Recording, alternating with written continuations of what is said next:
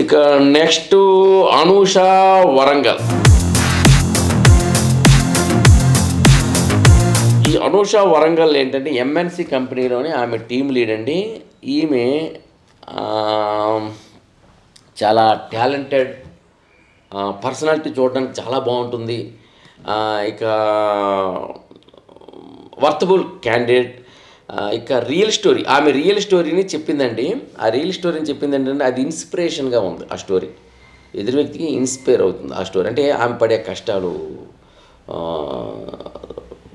ఎలా ఆమె అక్క చెల్లెలకి తండ్రి లేనప్పుడు తను కుటుంబ భారాన్ని ఎలా మోసింది, తను ఎలా ముందుకు తీసుకెళ్ళింది. నెక్స్ట్ ఇంకోటి ఏంటంటే ఒకానొక దశలో సూసైడ్ చేసుకుందామని ఆ సైడ్ వెళ్ళి వద్దని విరమించుకొని మళ్ళీ ఈ సైడ్ వచ్చిందని ఆమె చెప్పడం జరిగింది.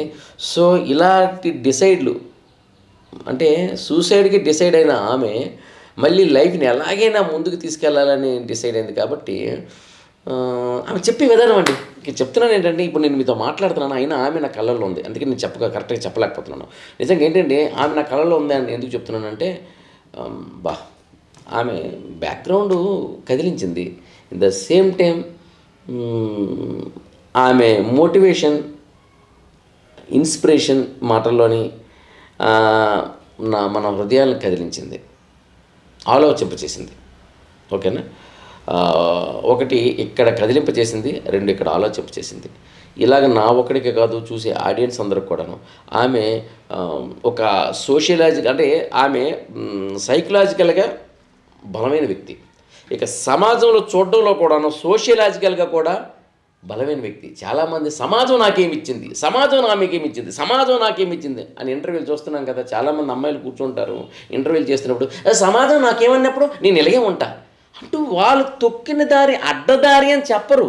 సమాజం నాకేమిచ్చింది అందుకే నేను ఇలా ఉంటాను. అలాంటి ఇంటర్వ్యూలు చూడాలంటేనే తీసినోడికి ఫస్ట్ బుద్ధి లేదనిపిస్తుంది.